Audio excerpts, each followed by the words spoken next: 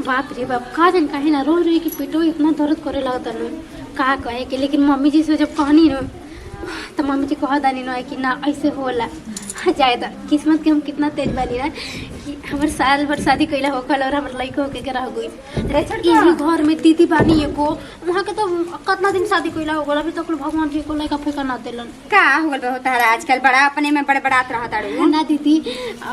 कुछ ना बस ऐसे ही कहत रहनी कि भगवान जी कितना कितना नसीब के तेज बानी। अच्छा कितना महीना का हो गल बबुआ? 5 महीना के। जाके एक बार न तनी हॉस्पिटल में जाके चेक करवा ले ठीक लइकवा ठीक बा के ना चलत फिरत बा के ना। दीदी कौन है नो पेटवा का जन को दुखाया तटे। हाँ तो इसे कहनी के जाके एक बार चेक करवा लो ना तो जानत नु आजकल रहत ऐसे कुलक्षणी घर में ठीक नु केकर कैसा नजर बा कुल जादू टोना कर दी हसन अगर हम नहीं जात को कुछ हो जाओ। दीदी सही रो कहत बानी हो दीदी बानी जना के लड़का फैकाने के एक हां वैसे भी ओइसन आदमी के बाजी ने न कहल जाला।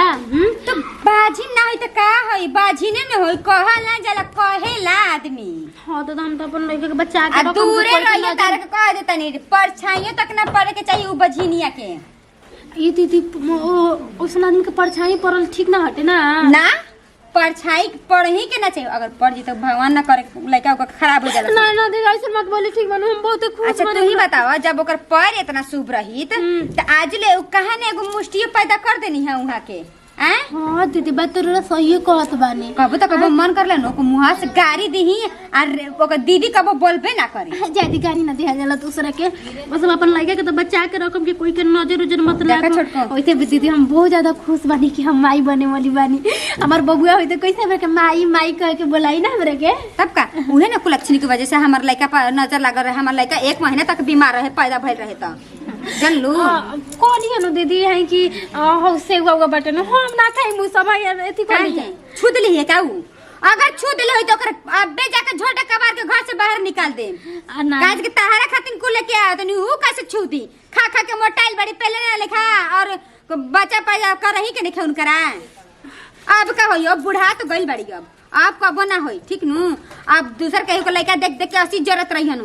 हे भगवान काने बानी जी सुतल बानी औसन ऐसन आदमी को उठा ले जाती धरती पे आदमी बोझे नु बा। ठीक बात दीदी जाता हम जाहो सुनो तहारा खातिनु पिस्ता बादाम सब पीस के आ दूध 1 गिलास रख ले बानी जाके पी ली ह शरीरिया में ताकत रही। ठीक बा जा। हां देखिए आराम से उठिया तो उठा देता नहीं जा जाता बताओ है बेचारी ऐसी कमजोर दुबर पातर पियाई एकरो ओकर बझिनिया के साया पड़ी तो एकर कहीं तबीयत और ना खराब हो जाए। मन तो करता नु बझिनिया के निकालिए दी जब लेकर लड़का नहीं के हो जाता नु छोटकी के तब लेकर घर में हेले ना दी।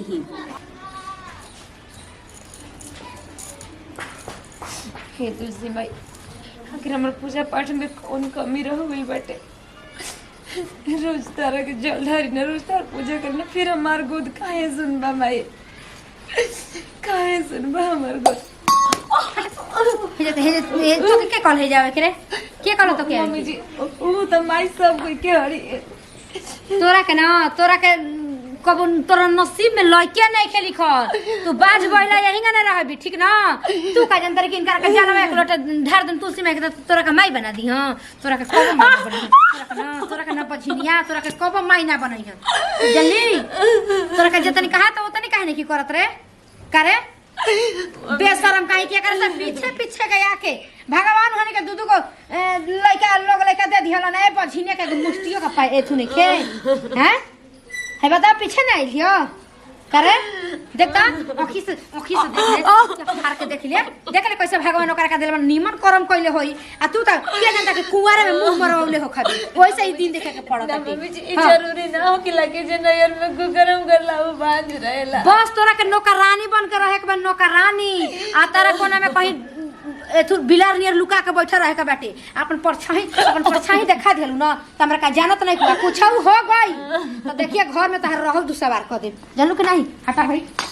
हटा लोटा पर अपन लगे रख जो आइए मत एने का भाई अब तो खुश बाड़ू ना तू अरे तेरे पूजा पाठ में कौन कमी छोड़ी ना भाई। तोरे सामने लोग हमारा ऊपर इतना अत्याचार कर ले फिर भी तू कुछ ना बोले लो कुछ ना करे लो तू अरे तू तो पूरा दुनिया के माई हड़ू तारा के तो पूरा दुनिया माई कहला, लेकिन हम तो तोरे से बस एगो लाल अपना आचरा में मांगा तारी माई। फिर काहे ऐसे करो तड़ू हमरा संगे?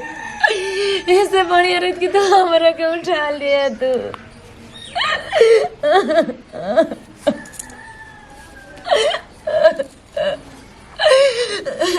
चाहे कुछ भी हो जाए,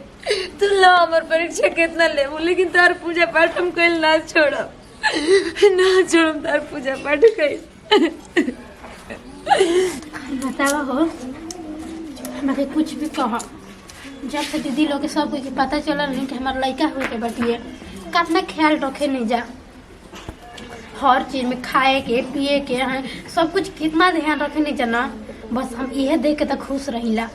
जैसे हम सोचले ना रहे ना ओकरो से। हाँ दीदी। ए छोटको। हाँ काहे दीदी रोत हन? कौन दीदी? कौन दीदी? तारा लिखे बुझात कौन दीदी? वो है जिनको लड़का नहीं वो है। देखो छोटकी, तू तो पढ़ल लिखल आई बारू ना, सब कोई तो अनपढ़ गवार बा, तू तो खुद पढ़ल लिखल नहीं बारू। तहारा इससे ना करे के चाहिए, ठीक नु? भगवान ठीक बा तहारा के दे तोरा, दीदी के भगवान ना देल तो हंसे के ना चाहिए। हम ना कुछ कहनी है, हम ना कुछ कहनी है। रहू देखो छोटको, तहारा समझावे के चाहिए। हे भगवान जी, हम कौना जन्म के बदला लेता तू हमरा से। सबके आंगन में 4 गो 5 गो बच्चा दिला, हमरा आंगन में खूब के लाल परा दिला भगवान जी। अच्छी दीदी ना छोटको, तू हमरा फिर मत बैठो, कहीं हमारे परछाई तार पर पड़ जाए तो मम्मी जी हमरा के बड़ी मार मरी। और हाँ बात दीदी कैसे बात कहत बानी, वो लोग अनपढ़ के बारे बाई जे उ लोग के नहीं ये सब बुझाता है, ये सब कुछ ना होखेला। दीदी हम का करी, मम्मी जी के चलते और वो दीदी लोग के चलते न हम कुछ कर भी ना पाइला। तू ही बताओ छोटको, आखिर अपना हाथ में कहाँ हो अरे ना दीदी, ये सब तो भगवान के हाथ में होखेला, तिलौरा हाथ में और हमरा हाथ में ये सब काहे नहीं खे। आई हो दादा छोटको, उठा यहाँ से, उठा। का हो गइल दीदी? अरे तोहरा नहीं के बुझाते, एक तो तोहरा ऐसन देह बारुए, पांचन कुलछन बिया के मुंह देखा तरुआ पान। अरे दीदी छोड़े, वहां के का गलती बोल में? चुप रह, आपन तो कोख चबा गेलु, का चाह तरुआ एको चबाए के खा जाए एको कोखिया। ऐसे काहे बोला तड़ू जो सब जाने। एक लक्षण तहरा आइला ना, कितना बरिस हो गइले ना न देलु खिलावे के गोद में, काहे बोला तड़ू? दीदी जाई दी वहां के छोड़ दी, वहां की का गलती बन गई, हम ही आके बैठ गई नहीं है। देखा, अगर मम्मी जी से बात कह दे ना तो नौ नतीजा कर दे ना दीदी, मम्मी जी से बात मत मैं करो। उनकर गलती नहीं कि वो तो हम कर फिर जाके बैठ गए। चुप रही दीदी, रो का है जा घर में जा, तो तू जा घर में जा, जा जल्दी तो बोला। देखा ना चुटकी जाता ना खात ना उतने कर चलो नु, ज्यादा ज्यादा कोशिश मत कर, ठीक? समझ लो कि ना? मगर अच्छे नहीं है, 24 घंटा सुबह हवावे के बा। अरे जा ना, चूल्ही भर पानी में डूब मारा, का मुंह देखै ले बारू, का करबू जी के जब घर के अकुल खानदान बढ़ाइबे ना करबू। मन तो करता ना कि दे दी जहर के जी के मर जू, मुर्गे जाई। अगर माई बाप की इज्जत के सवाल ना रही तो हम कहाँ में जाके मर गई रहती चुटकी।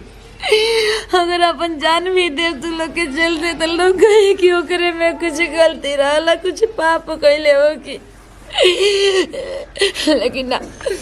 हम ऐसा काम ना करो। अरे जिंदगी मिलल बस जिए खातिर, कितना भगवान इम्तिहान ले से हमार भी इम्तिहान हो, लेकिन हम ऐसा पाप ना करो। का करियो, घर में सुता सुतल अच्छो नहीं खेला गत, एक तो दिन भर आरामे करे के पड़त बा। अरे बेटा, अरे बेटा, या दीदी, अरे बेटा, अरे बेटा, या दीदी, का मिले थे वो? अरे बेटा, घर में नहीं कि सब कोई बाजार में लटे, आखिर तो से मना कर ले कि भारी भारी मत खाइया। हे भगवान, अब हम का करी? छोटको तो हिम्मत रख, तो कुछ ना हो, तू घर में चल, घर में चल अभी। भगवान, मम्मी अरे भी चल। अच्छी दीदी छोड़ के आज बन जा छोटके के बताई बाजार में एक तो इतना जाम होकर के दे दिल बन झोरा साइकिल पटांगे के उ लेके आ जाई ना तो बबुआ पहुंचा ना दही तो का उ कम जान चल पहले घरे ओइसन देह बड़ुए के छोड़ के जा चिंता करके तो हम भागल आवत नहीं काहे से कि जाना तनी बझिनिया के ना रहला पर ना छोटकी से जाके बोली बतियाई कुछ कर दी पेटवा में तो का कर तो चली चलती चलो हो मम्मी जी पता नहीं कहाँ हो। हे भगवान तोरी मम्मी जी आई तो हमरा के बोलम डाटम ई हमसे का हो गइलटे काहे हम छोटकी के पास गई नहीं पान के बैठल बड़ी तोर जिम्मेवारी के काम नहीं करे करे उ छोटकी के का छोटकी रे बात का कावन जी छोटकी कुछ हो जाए ना तो तारा का जिंदा ना छोड़ मम्मी देखा बेटा मम्मी जी काहे का छोटकी के कहती है रे छोटकी देखा सब तो देखा मम्मी जी मेरी बात तो सुनी कावन जी तोर बात सुनी रे का तोर बात सुनी बताओ ना उ छोटकी के अरे मम्मी जी ई देखी अरे अरे त हमर नाक फैल बटी रे आई कैसे हो मम्मी जी ई दांत भी ओखल बैठे ना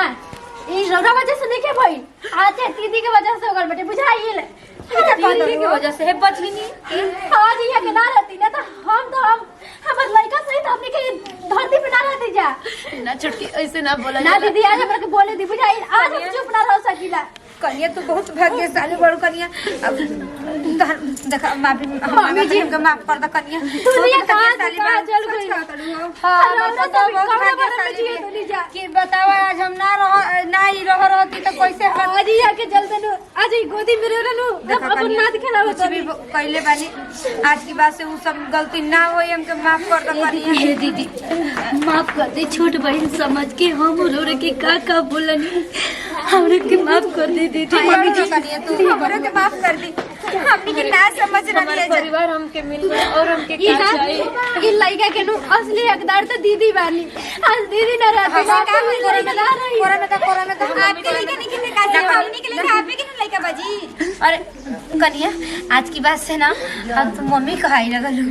और बहुत हमके हां दीदी आज के बाद टोला में आके दे आज हमने के झूम के झूमर गावल ना और भी गावसा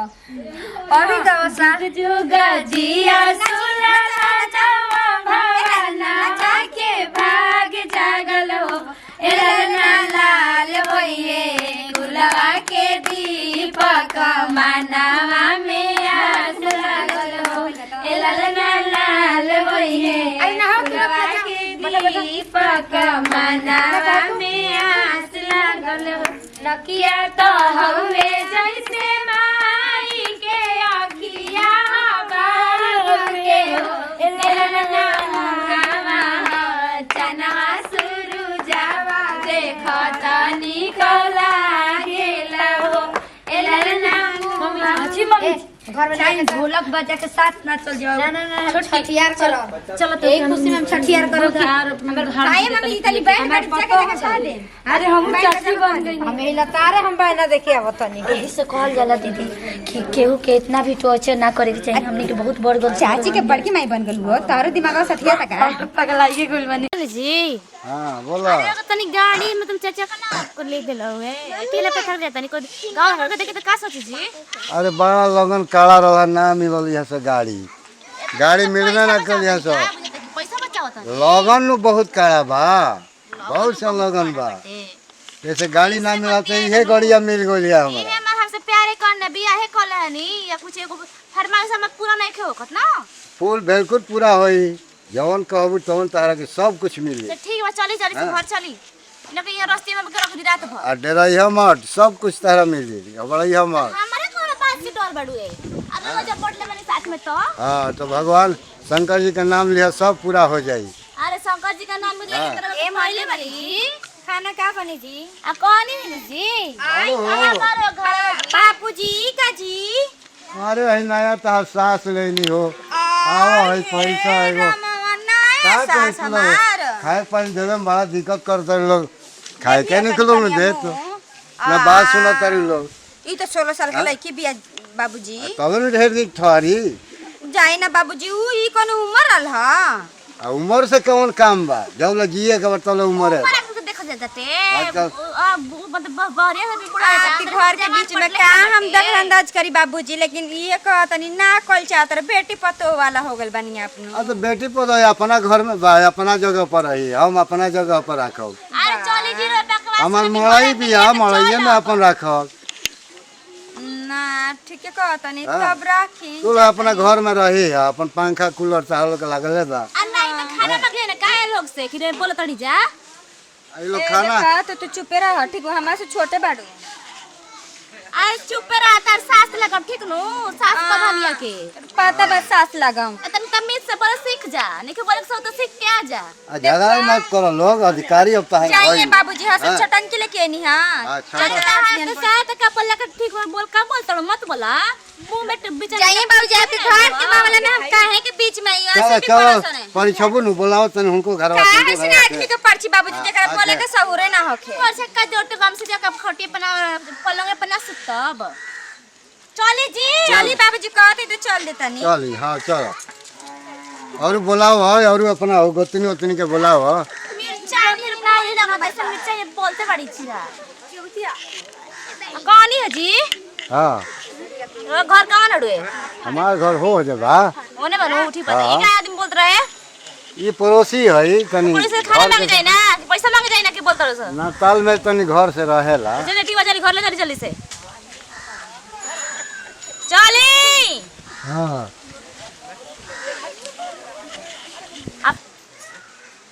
कैसा लगत है बड़ आगाना दुआ जब से यहाँ के गइल बानी नी बाहर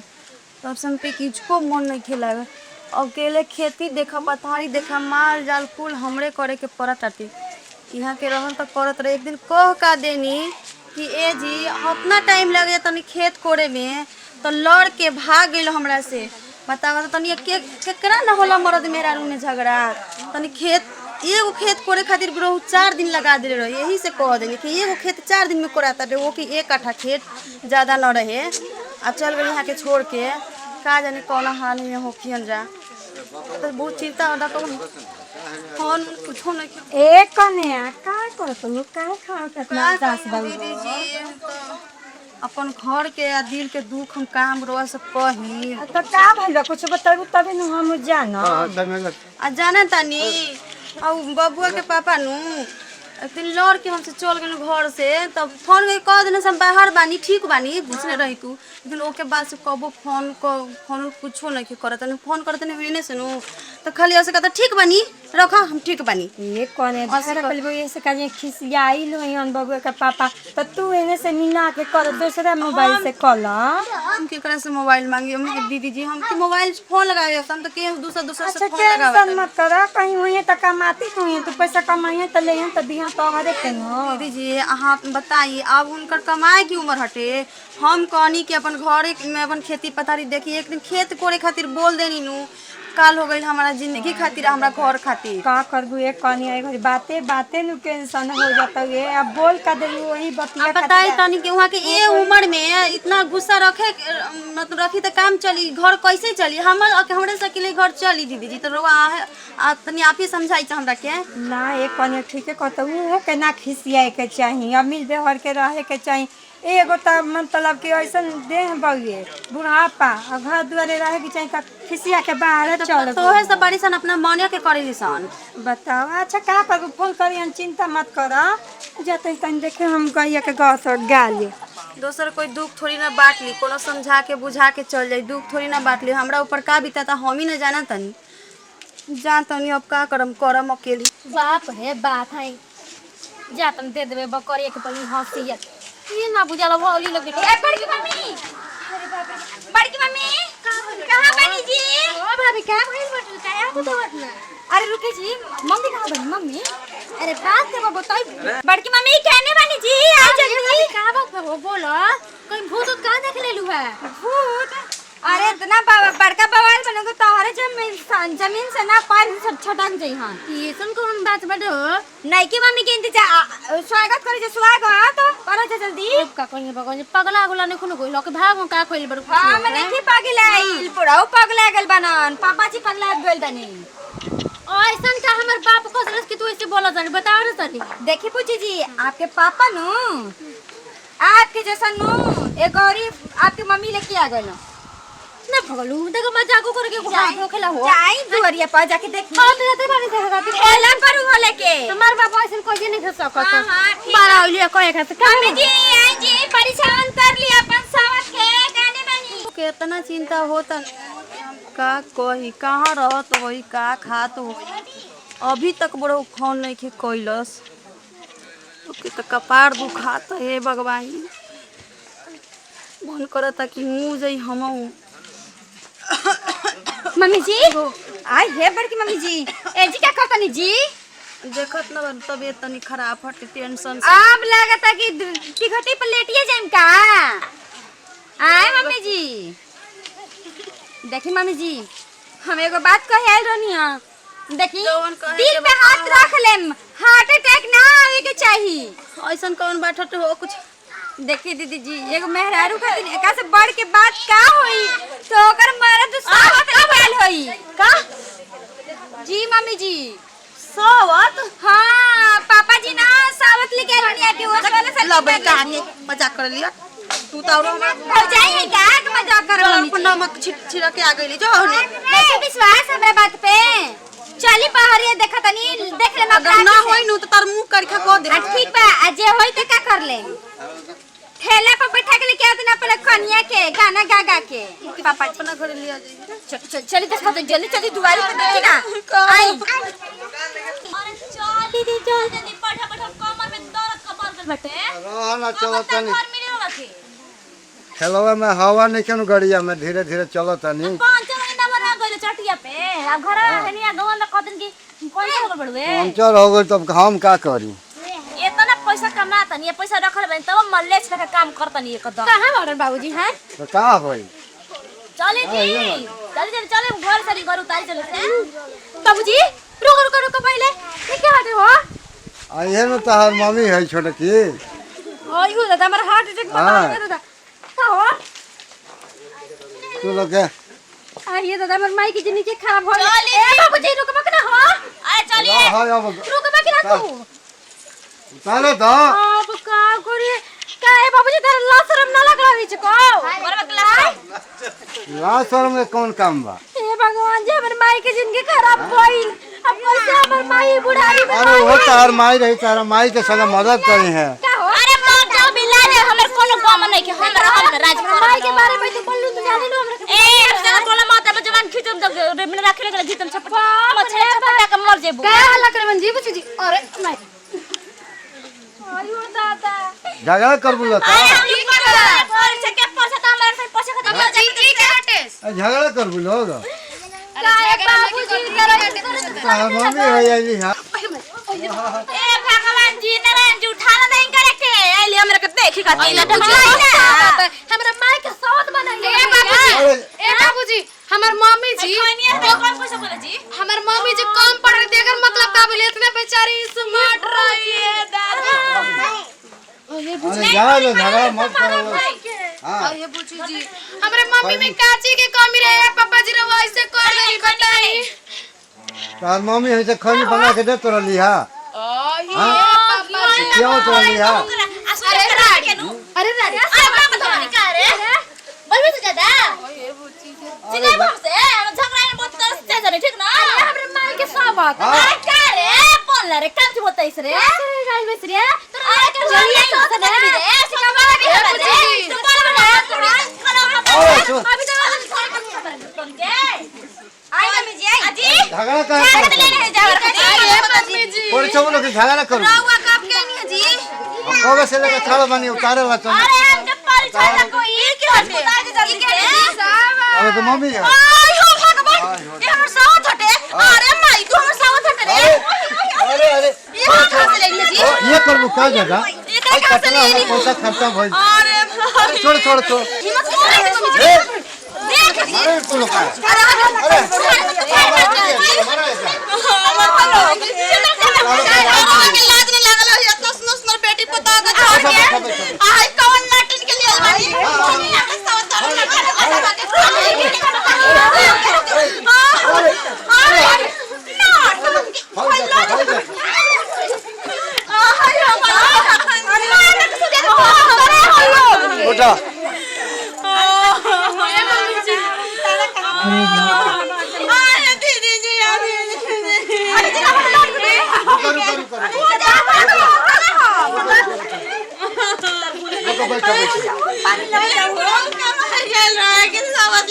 चलो चलो चलो उठो उठो परिचय चलो उठो उठो उठो उठो उठो चलो उठो उठो क्या करते हैं अरे बाप रे बाप तुम लोग नाम हमें कोई दे कोई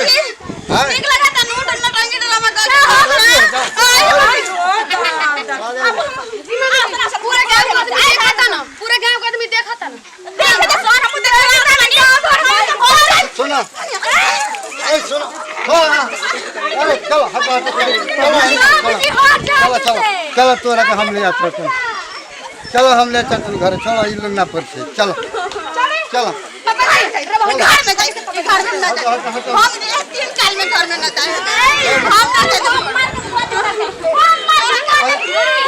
अरे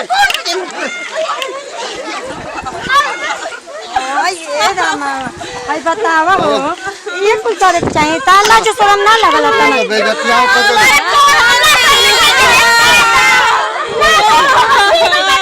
आई वाला